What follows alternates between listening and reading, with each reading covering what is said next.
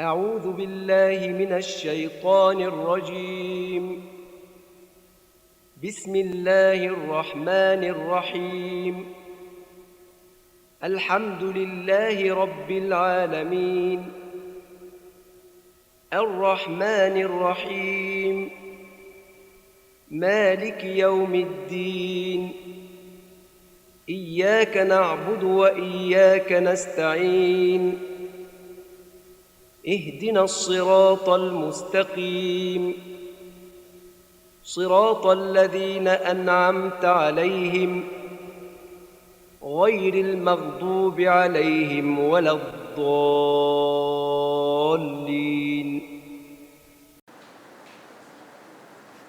السلام عليكم ورحمة الله وبركاته.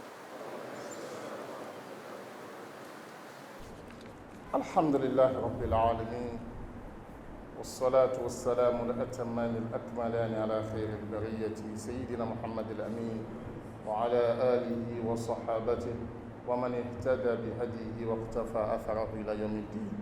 أما بعد، toute la louange et la gloire à Allah, créateur de l'univers, le clément, le miséricordieux, le très miséricordieux.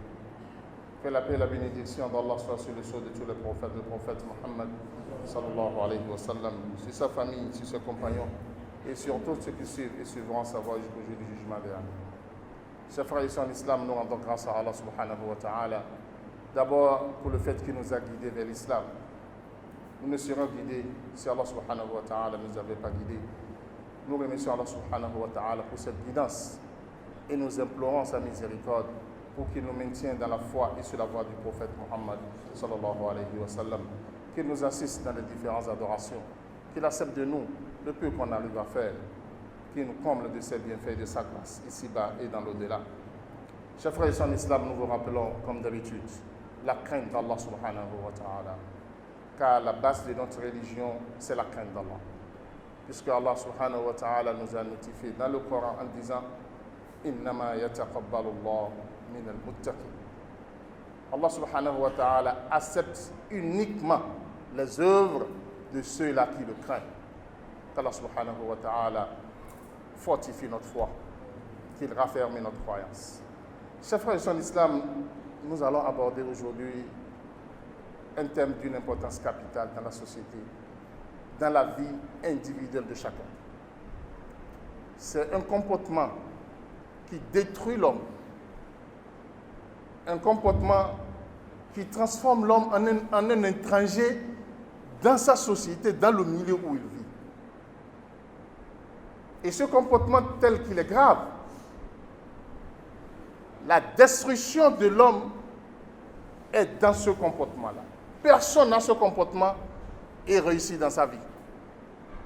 Si il a tendance de pencher petitement vers une réussite, vous le verrez, après quelques instants, il sera complètement à terre. C'est quoi le comportement? C'est de l'orgueil.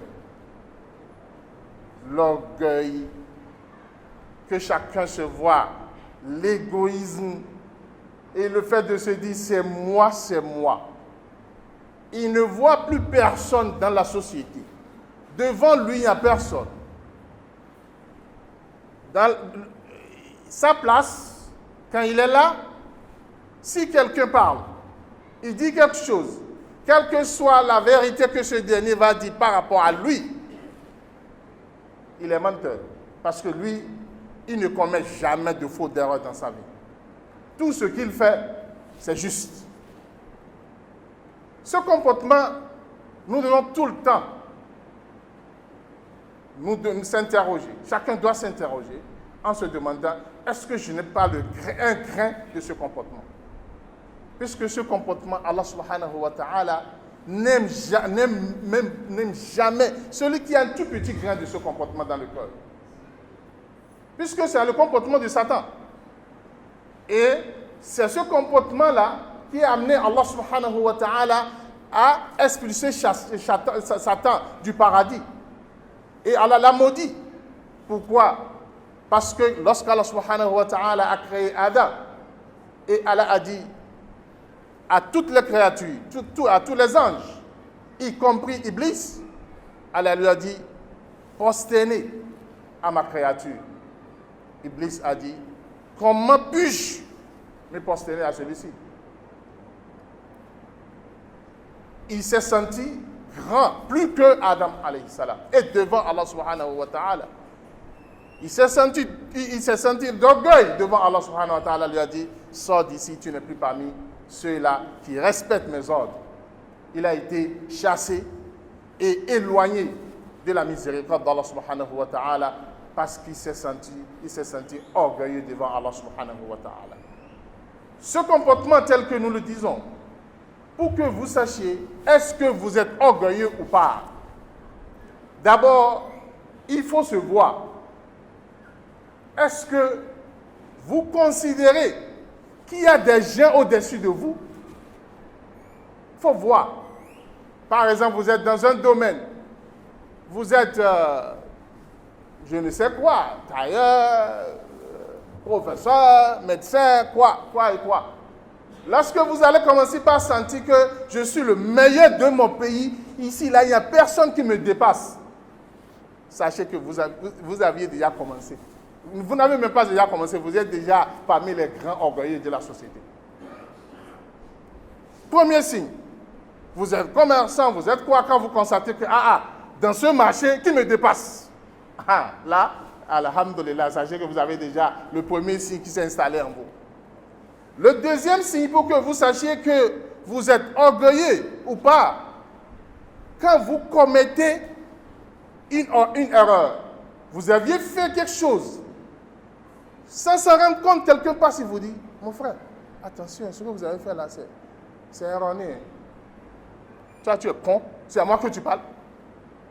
Alors que toi-même, quand tu réfléchis un peu, tu vas te rendre compte que ce que tu as fait là, c'est une erreur. Mais le fait que quelqu'un t'a parlé là, tu ne veux pas entendre que quelqu'un te dise cela, là, il faut que tu saches que tu t'installes très bien déjà dans le lot des orgueils.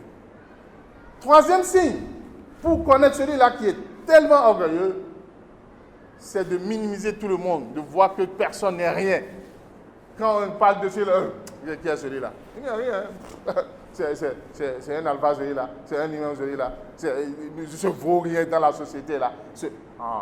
Quand ce mot-là sort toujours de ta bouche là, ce vaut rien, ce je ne sais quoi là, monsieur, il faut que vous sachiez que vous êtes orgueilleux, vous avez déjà ce comportement dans le sang. Et ce comportement, celui qui là, je vous l'ai dit tout tantôt, c'est le grand et le premier péché commis par le Satan, qui est le grand ennemi de l'homme, qui est la créature la plus maudite auprès d'Allah subhanahu wa ta'ala. Et si toi-même tu le fais, tu rejoins déjà le Satan. L'orgueil, c'est parmi les attributs d'Allah subhanahu wa ta'ala. Allah seul s'est donné attribut, qualité d'orgueil, seul pour lui. Et il a dit, celui qui me tire cette qualité, je vais le jeter dans l'enfer et je m'en fiche de lui. Chers frères et sœurs en islam, aujourd'hui, ce que nous constatons en matière d'orgueil dans notre société, c'est par rapport à la religion d'Allah subhanahu wa ta'ala. Quand on vous dit, voilà ce qu'Allah subhanahu wa ta'ala a dit en tant que parole d'Allah qui est claire et nette sur un sujet quelconque, et vous commencez par torpiller la parole d'Allah. Vous commencez par torpiller le hadith du prophète Muhammad sallallahu alayhi wa sallam avec des raisons qui ne tiennent même pas et que vous sachiez même bien que ça ne tient pas. Comme on le dit aujourd'hui, et le verset est devenu courant partout. Ati'ullah wa ati'ur rasul wa ulil amri minkum, alors que ça ne va dans aucun sens. On ne peut pas torpiller le verset d'Allah subhanahu wa ta'ala. Si vous êtes en erreur, reconnaissez l'erreur et vous sachez que le reste, Allah subhanahu wa ta'ala va nous pardonner. Mais cherchez à torpiller le hadith, cherchez à torpiller le ayah, parce que nous voulons défendre ce qui n'est pas, ce qui ne tiennent pas. C'est ça le problème. Ça, c'est de l'orgueil vis-à-vis d'Allah subhanahu wa ta'ala, qu'Allah nous pardonne tous. Parce que seul le pardon d'Allah peut nous sauver dans notre situation aujourd'hui. Le premier comportement d'orgueil qui aujourd'hui sillonne notre société, beaucoup de nos frères, surtout nos intellectuels, qui mangent avec leur main gauche, disant que c'est le français, c'est la tradition française. Quand tu veux manger, il faut couper avec la main droite et maintenant manger avec la main gauche. C'est quelle fausse tradition là? Toi, tu es musulman. L'autre, il n'est pas musulman. Il est sur son comportement non musulman. Toi, tu es musulman, tu dois manger tel qu'Allah subhanahu wa ta'ala l'a recommandé et tel que le prophète Mohammed sallallahu alayhi wa sallam l'a dit. Ah, il dit c'est la tradition française. Soit je suis cette tradition-là, soit on dit que je ne suis pas intellectuel. Quel intellectualisme va foutre avec un coutume qui n'est pas de ton coutume? Non. Il est temps que nous comprenions notre religion. Et non subitement les non-musulmans.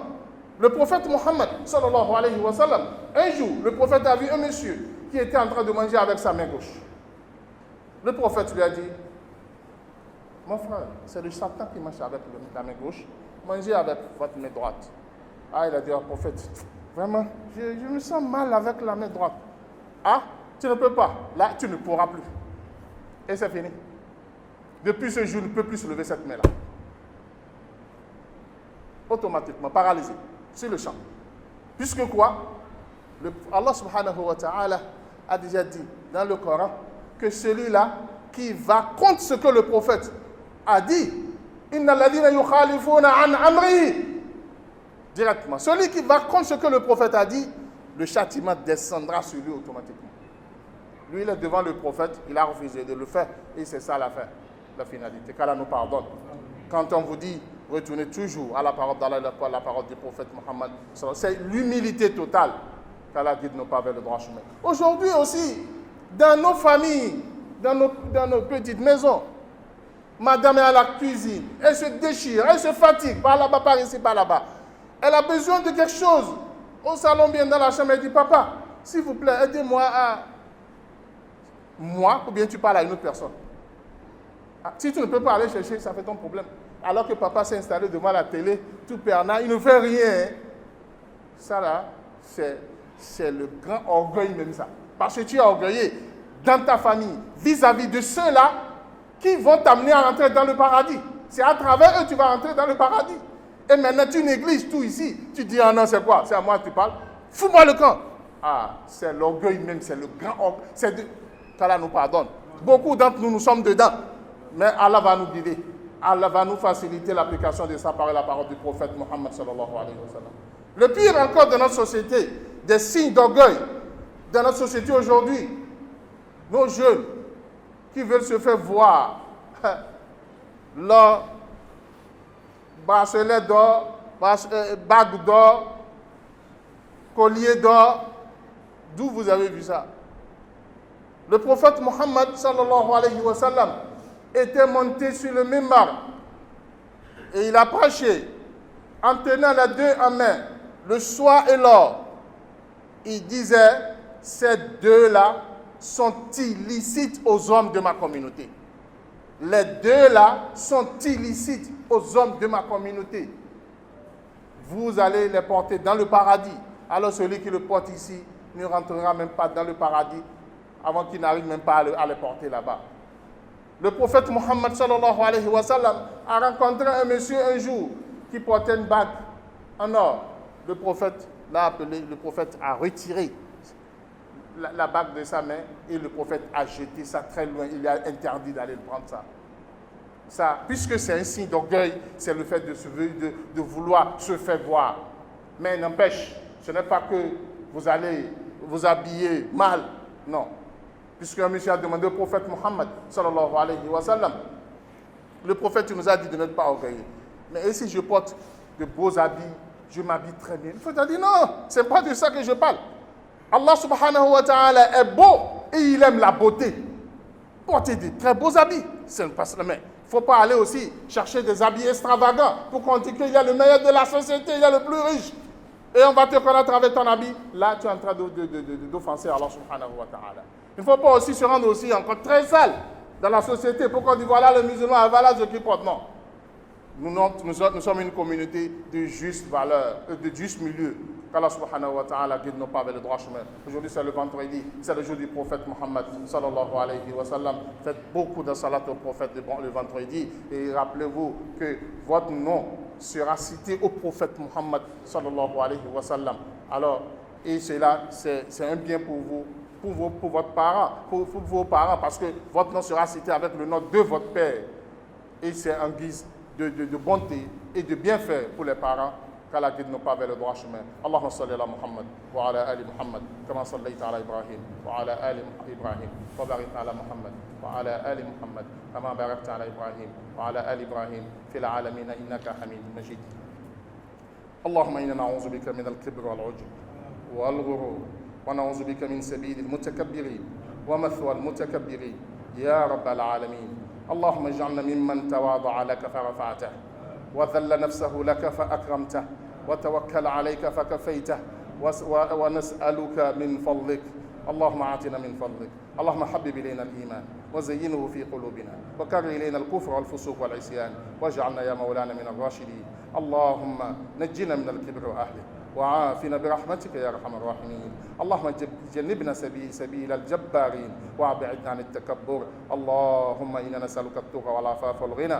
اللهم انا نسالك العافيه في ديننا ودنيانا واهلينا واموالنا. اللهم استر عوراتنا وامن روعاتنا. اللهم احفظنا من بين ايدينا ومن خلفنا وعن ايماننا وعن شمائلنا ومن فوقنا، ونعوذ بعظمتك ان نغتال من تحتنا. اللهم نسالك الهدى والتقى والعفاف والغنى برحمتك يا ارحم الراحمين يا رب العالمين. اللهم احمي بلادنا، اللهم احمي بلادنا وسائر بلاد المسلمين من الفتن والوباء والمحن ما ظهر منها وما بطن. اللهم ارفع راية السنة واقمع راية البدعة. اللهم احقن دماء أهل الإسلام في كل مكان. اللهم اصلح أحوالنا وأحوال المسلمين. إن الله يأمر بالعدل والإحسان وإيتاء ذي القربى وينهى عن الفحشاء والمنكر والبغي يعظكم لعلكم تذكرون. فاذكروا الله العظيم الجليل يذكركم واشكروه على نعمه يزدكم ولذكر الله أكبر والله يعلم ما تصنعون. قوموا إلى صلاتكم يرحمكم الله.